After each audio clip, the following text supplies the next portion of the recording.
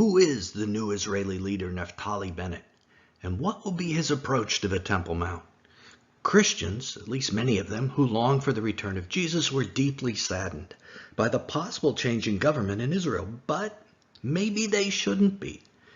Maybe the potential new Prime Minister, Naftali Bennett, will bring changes to the policies of the Temple Mount that will hasten the Lord's return, changes that will bring about the prophecies sooner. That's what we're talking about today, and we're starting right now.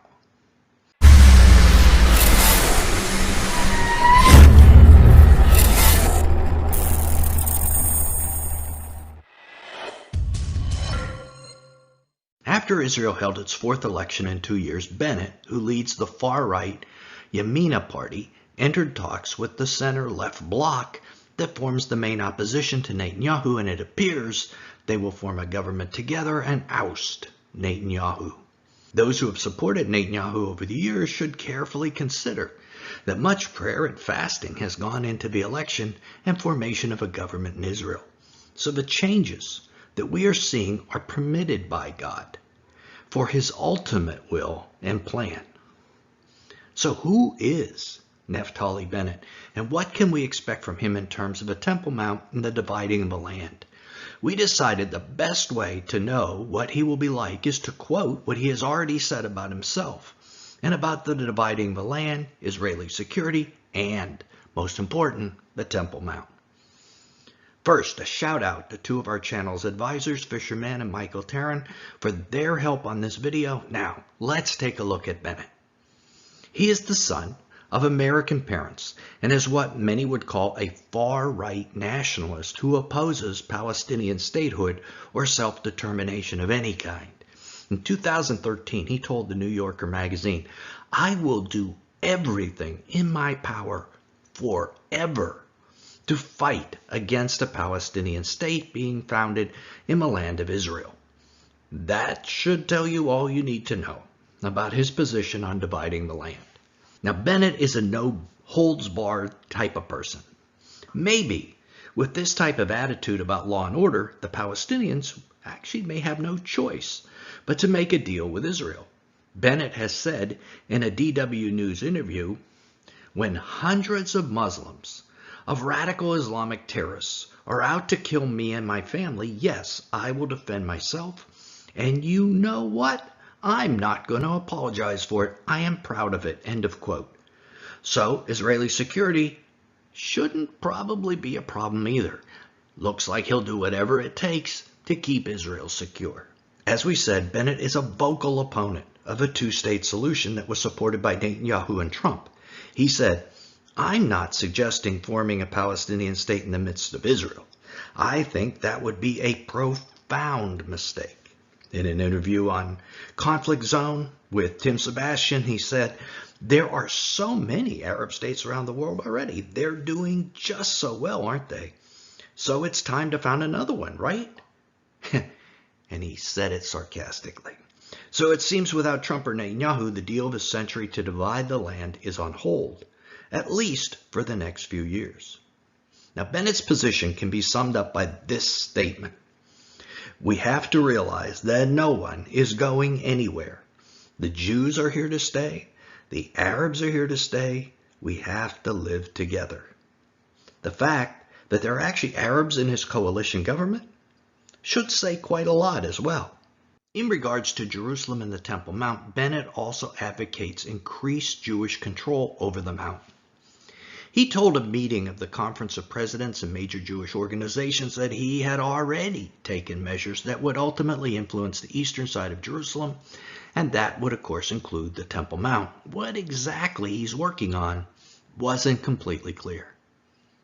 He has also said, quote, "The only place in the Middle East that exercises full religious rights for all religions, Christianity, Muslims, and Jews, is Israel." And he adds, "The Temple Mount is the holiest place on earth for Jews. No one should tell us how to govern the Temple Mount." So based on these prior statements, I think one can expect a single aspect of the deal of century to live on. And that aspect will be to change Temple Mount control from Jordan and its Palestinian ties to Saudi Arabia and its ties with the Abraham Accord nations and Israel. In this previous video, we discussed how these changes are already taking place off the radar, but a continued movement towards Saudi control is what we expect in the near future with Bennett. The link to that other video is in the description. Bennett is an Orthodox Jew and will probably be a great advocate for Jewish worship on the Temple Mount. He has said, quote, "Factually, the Temple Mount is the precise location of the temple. It's the holiest place in the world for Jews. It's the third holiest place for Muslims, and we need to respect each other's rights and freedom of religion. This makes one think that he will be in favor of sharing the Temple Mount if possible. This will favor the start of sacrifices on a mobile altar, but probably not favor the building of a temple anytime soon." Netanyahu, of course, refused the request for Temple Mount sacrifices time and time again. Christians need to keep an eye on Bennett because he may be just the prime minister to approve such sacrifices. And once they begin, then it's only a matter of time until the Antichrist takes them away at the midpoint of the 70th week of Daniel. And all of us know what that means, the Great Tribulation. The fact that when Bennett formed this government in opposition to Benjamin Netanyahu, he incorporated leftists and Arabs into his government in order to do it. What impact will that have on his ability to change important Temple Mount policies, including the beginning of sacrifices and, like we said, even possibly the building of a temple? We don't know quite yet. But this channel thinks it may actually bode in favor, not against sacrifices, as we just said. Maybe he will have negotiated a balanced solution within his own government before coming forward with any solution. So we think the chance of those things happening is actually increased, not decreased. What about some other issues? What about Iran? Bennett was defense minister under Netanyahu, so Israel's current stand on Iran should probably be unchanged. Here's what he had to say about Iran. Wait till you hear this. Quote, "We have moved from blocking Iran's entrenchment in Syria to forcing it out of there. We will not stop.